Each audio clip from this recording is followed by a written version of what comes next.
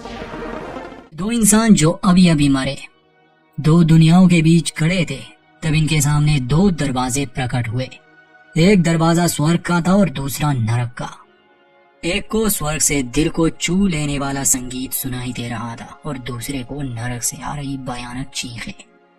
वो आदमी नरक जाना नहीं चाहता था, इसलिए वो स्वर्ग की ओर भागने लगा, मगर वो उस दरवाजे के आर पार हो गया, क्योंकि इसकी तकदीर में नरक जाना ही लिखा है। ये साल 2023 में रिलीज होने वाली एक फ्रेंच हॉरर फैंटेसी फिल्म का सीन है, जिसका नाम है पेंडेमोनियम। कहानी एक ऐसे इंसान की है जब वो नरक में पहुंच जाता है। फिल्म की कहानी शुरू होती है एक आदमी नेथन को दिखाते हुए, जो बर्फीले पहाड़ों के बीच किसी सुनसान सड़क पर बेहोश पड़ा था। होश में आने पर वो देखता है कि उसकी गाड़ी बुरी तरह तबाह हो चुकी है, लेकिन इतने खतरनाक एक्सीडेंट के बावजूद वो बिल्कुल ठीक था। एक खरोच तक नहीं आई थी उसे। ये जानकर उसे बहुत खुशी हुई, लेकिन वो अकेला नहीं, वहाँ एक और आदमी डैनियल भी था, जिसकी बाइक को नेथन ने टक्कर मारी थी। असल में एक्सीडेंट की वजह यही थी। नेथन उससे माफी मांगता है और पूछता है कि तुम्हें कहीं चोट तो नहीं लगी। डैनियल उसे हैरानी से देख रहा था, पूछता है कि तुमने मेरी बाइक की हालत देखी है? एक्सीडेंट के बाद क्या हुआ था, कुछ याद भी है तुम्हें? नेथन जवाब देता है कि मेरा सर जोर से डैशबोर्ड पर लगा था, लेकिन देखो हम बच गए। डैनियल पूछता है कि फिर तुम्हारे सर पर चोट का कोई निशान क्यों नहीं है, और यकीनन तुम्हें कोई दर्द भी महसूस नहीं हो रहा? नेथन जवाब देता है कि हाँ, तुम सही कह रहे हो। तब डैनियल कहता है कि क्या अब भी तुम नहीं समझे? हम मर चुके हैं, अब हम आत्माएं हैं। इस बात से नेथन बौखला गया। वो अपने शरीर को महसूस करते हुए कहता है कि देखो मैं असली हूँ, तुम गलत फहमी में हो, मैं जिंदा हूँ, बिल्कुल ठीक ठाक, और तुम भी हो।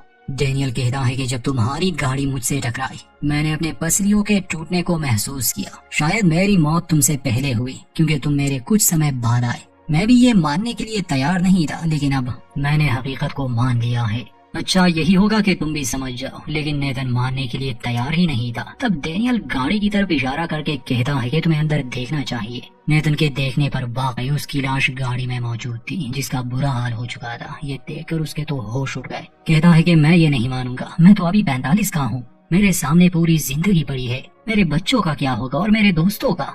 डैनियल कहता है कि मेरी मौत की खबर से मेरी पत्नी को बहुत दुख होगा, उसने मुझे बाइक लेने से मना किया था। डैनियल हैरान था कि नेथन ने अपनी पत्नी का जिक्र नहीं किया। फिर डैनियल इस बात से खुश था कि मौत के बाद भी एक दूसरी दुनिया है।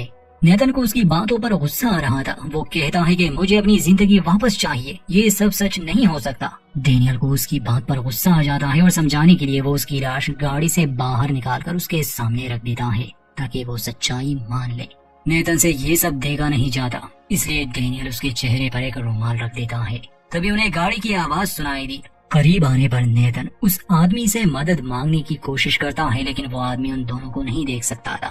नेथन खुश था कि शायद ये आदमी उनकी मदद करेगा, मगर वो आदमी उसका वॉलेट चुरा कर निकल गया। नेथन को बहुत गुस्सा आया, लेकिन इस सब से एक बात तो वो समझ गया कि वो वाकई मर चुका है, और अब उसे इस बात की चिंता थी कि अगर कोई दूसरी दुनिया है मौत के बाद, तो नर्क और स्वर्ग भी होगा। वो डैनियल से पूछता है कि अगर हमसे किसी का खून हुआ हो तो क्या हम फिर भी स्वर्ग में जाएंगे? डैनियल हैरान होकर पूछता है कि किसका खून?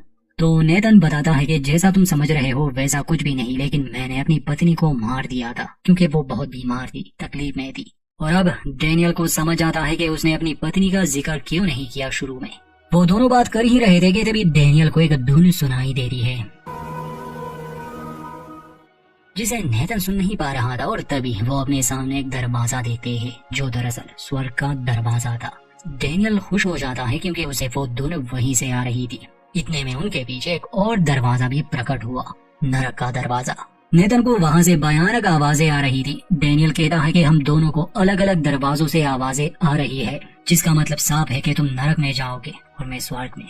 अब इससे पहले कि डैनियल दरवाजे के उस पार जाए, नेथन डैनियल को धक्का देकर खुद ही उस दरवाजे से गुजरने की कोशिश करता है, लेकिन वो उस दरवाजे के आर पार हो गया, जिससे वो काफी निराश था, क्योंकि वो नरक नहीं जाना चाहता था। डैनियल उसे समझाता है कि अब कोई दूसरा रास्ता नहीं। नेथन एक्सीडेंट के लिए उससे माफी मांगता है। तब डैनियल कहता है कि तुम्हारी गलती नहीं थी, मेरा ही ध्यान नहीं था। दरअसल मैं सड़क के पास खेलती एक बच्ची को देख रहा था। फिर दोनों एक दूसरे से गले मिलते हैं और अब डैनियल अंदर जाने के लिए तैयार था, लेकिन इस बार डैनियल भी उस दरवाजे को पार नहीं कर पाता।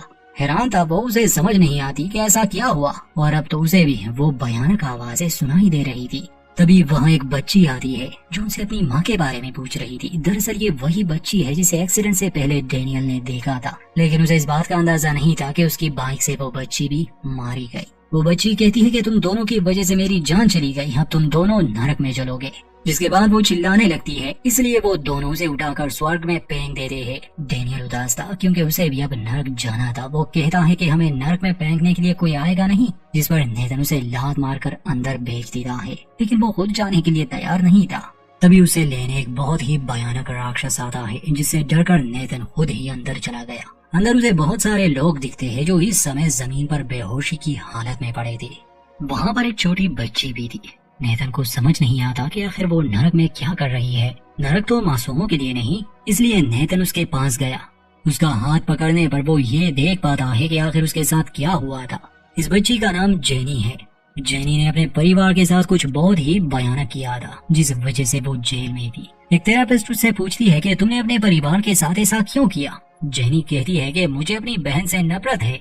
दरअसल जेनी को डरावनी परछाइयां दिखाई दे रही थी, जिस वजह से उसका बर्ताव काफी अजीब हो गया था। उसके पिता को तो उससे डर लगता था, इसलिए वो चाहते थे कि उसे इलाज के लिए हॉस्पिटल भेज दे, लेकिन उसकी पत्नी हमेशा उससे बहस करती थी कि जेनी बिल्कुल ठीक है। फिर हमें पास्ट का सीन दिखाया जाता है। जेनी रईस माँ बाप की बेटी थी। एक सुबह जब वो अपने माता पिता को ढूंढने उनके कमरे में आई तो वहाँ उनकी लाशें पड़ी थी, लेकिन जेनी जरा भी हैरान नहीं होती, न ही उसे इस बात का दुख था। वो तुरंत ही किचन में जाकर जैम टोस्ट बनाती है और उसे लेकर वो किसी खुफिया गुफा में जाती है, जहाँ टोनी द मॉन्स्टर रहता था, जो इंसानों जैसा दिखने वाला राक्षस है और जेनी का दोस्त भी। टोनी बहुत सहमा हुआ था। जेनी पूछती है कि तुमने मेरे माता पिता को क्यों मार दिया, अब मेरा ख्याल कौन रखेगा। तो टोनी कहता है कि मैंने उन्हें नहीं मारा। जेनी झूठ बोलने पर उसे डांट देती है और कहती है कि अब क्योंकि वो मर चुके हैं तो तुम्हें यहाँ चुप कर रहने की कोई जरूरत नहीं, तो मेरे साथ मेरे घर पर रहोगे। ये सुनकर टोनी बहुत खुश हो जाता है क्योंकि वो इस गुफा से बाहर निकल नहीं पाता। खैर घर में लाने के बाद जेनी उसे नहाने ले गई और टोनी को ये सब बहुत अच्छा लगता है। जेनी भी बहुत खुश थी क्योंकि अब वो जो चाहती कर सकती थी। उसे रोकने टोकने वाला कोई जिंदा बचा ही नहीं था। इस सब के बाद वो टोनी से कहती है कि इन लाशों को ऊपर कमरे में ले जाओ, लेकिन तभी वो सोचती है कि मुझे अपने माता पिता को आखिरी बार अलविदा कहना चाहिए, जिसके लिए वो दोनों की लाशों को थिएटर में ले गई, जहां वो टोनी के साथ एक प्ले परफॉर्म करने वाली थी। वो टोनी को स्टेज पर लाकर कहती है कि लोगों देखो, इस राक्षस ने मेरे माता पिता को मार दिया, अब इसे फांसी पर लटकाना होगा। टोनी पंदा गले में पहनकर कहता है कि मेरा नाम टोनी द मॉन्स्टर है और मैंने ये खून नहीं किया, जिसके बाद वो फांसी पर लटक गया।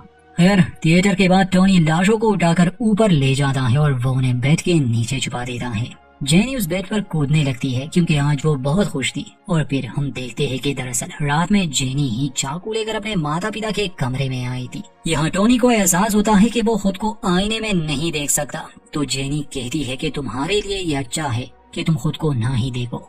अब इस बात से यह अंदाजा हो जाता है कि टोनी जेनी का भ्रम है।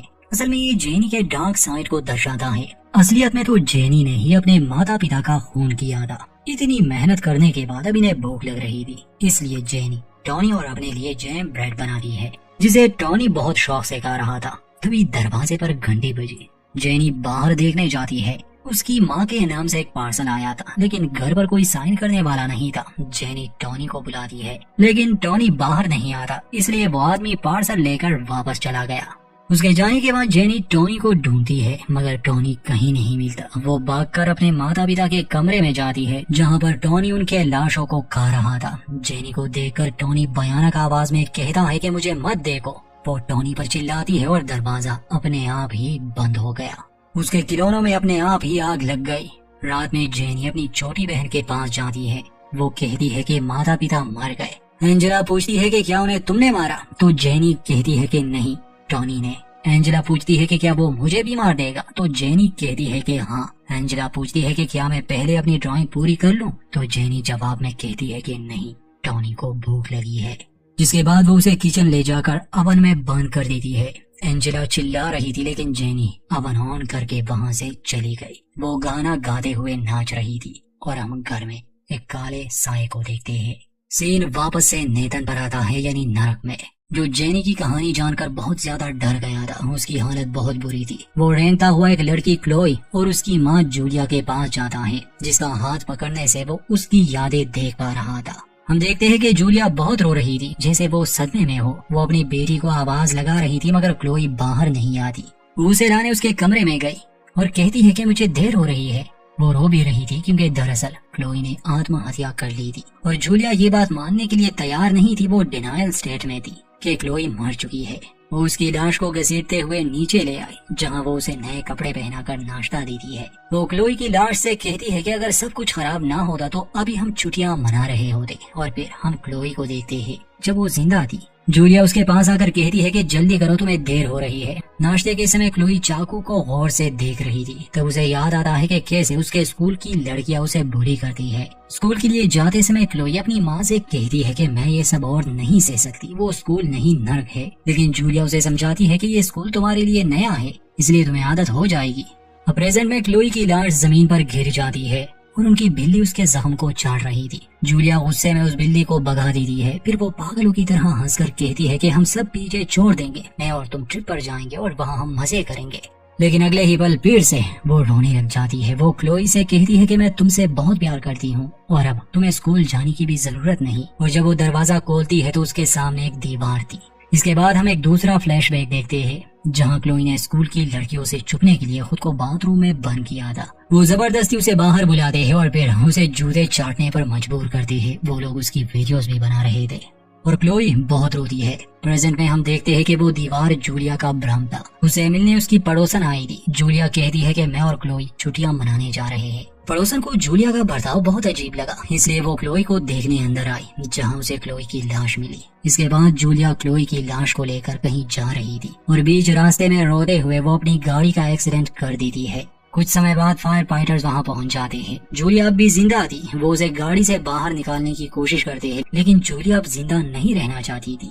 तो असल में जूलिया ने अपनी बेटी पर कभी ध्यान ही नहीं दिया और वो इतनी तकलीफ में थी कि अंत में उसे अपनी ही जान लेनी पड़ी। इसीलिए दोनों माँ बेटी नरक में आ गए। नरक में नेतन उनकी लाशों को कपड़े से ढक देता है। ये भयानक कहानियां देखकर वो बहुत थक गया था। वहाँ ऐसे अनगिनत लोग थे, हर एक की दर्द भरी दास्तान थी। तभी वहाँ खुद शैतान आता है, जो नेतन से कहता है कि तुम्हारी असल सजा का समय आ चुका है। नेतन फिर से अपनी सफाई देने लगता है कि मेरी पत्नी पहले से ही बीमार थी, मैंने तो बस उसे बीमारी से छुटकारा दिया, हर दिन उसे तकलीफ से गुजरना पड़ता था। शैतान पूछता है कि क्या उसने तुम्हें ऐसा करने को कहा था? तो नेतन जवाब देता है कि नहीं, लेकिन वो तकलीफ में थी। शैतान कहता है कि सजा का फैसला मैं नहीं करता।